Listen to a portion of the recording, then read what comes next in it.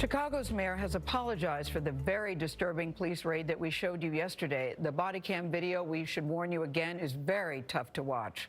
12 Chicago police officers broke into an innocent woman's home and handcuffed her while she was naked. The target of the raid actually lived next door and was even wearing a police ankle monitor bracelet at the time.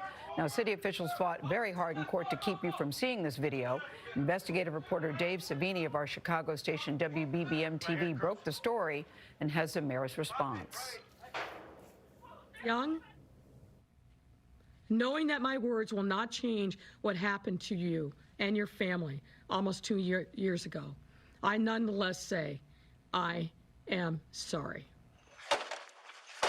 In February 2019, 12 armed male police officers burst into the wrong apartment and handcuffed a naked Anjanette Young.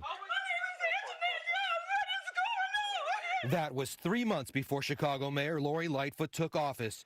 The mayor says she first saw the video of the raid this week. The first I knew of this incident was yesterday morning. But it was Lightfoot's law department that tried to not only stop CBS Chicago from showing the video, but also asked a federal judge to punish Young over the video's release. Mayor Lightfoot said she was not aware of those efforts, and if she had been, she would have stopped it. We are not, nor would we ever seek sanctions against Miss Young. She is a victim. However, the city has requested a hearing scheduled for next Tuesday in federal court, seeking sanctions against Young. The 50-year-old social worker says the mayor's public apology has been her only communication. And the fact that she has spent no effort that I know of to reach out to me or my team, that's more of a betrayal. Young also has not been told if any of the officers have been disciplined, and the city has not admitted any wrongdoing. But listen to this audio captured during the raid. It wasn't initially approved or some crap.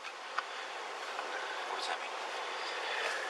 I have no idea, because they told him it was approved, and then I guess that person messed up on their end. The Chicago Police Department refused to explain what you just heard. Young says what she wants is accountability. So come back and tell me how you're going to fix this so that this never happens again to me or anyone else.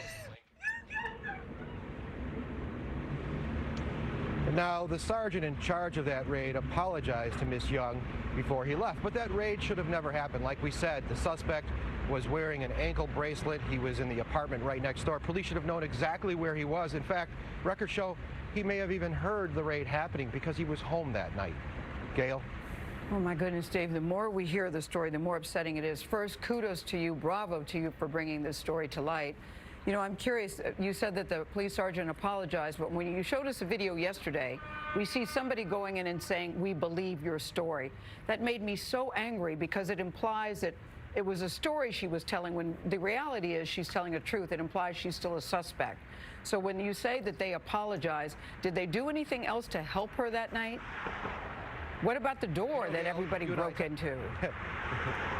You and I talked about this. They tried to fix her door, and they couldn't fix it, so they put an ironing board there to wedge it shut. Imagine that. That's what she had holding her door shut. They promised someone would come out from the city to fix it the next day, but nobody ever came.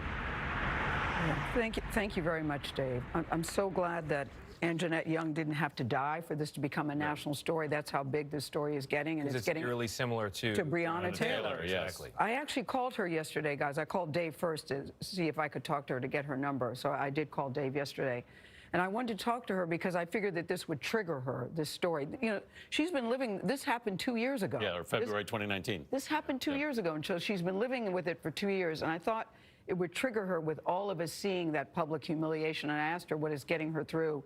She said her faith, her very strong faith, her best friend. You always need a best friend. Yep. Her best friend, and she has a support group. And she says that she is a social worker who specializes in trauma. Yeah. And now she's using her own skills to help herself. But it's very, very, very difficult. She's not the only one who's been in a situation like this. And so, as Anthony, you often bring up, there are broader and deeper questions now about what these raids are based on. Yeah. The question is, you hear the guys questioning in the police car, apparently maybe about the warrant. The question is, where did that come from? I'm sure there are cops in that room who are very angry at their fellow cops who got them in that room. That situation, on bad information. Exactly right.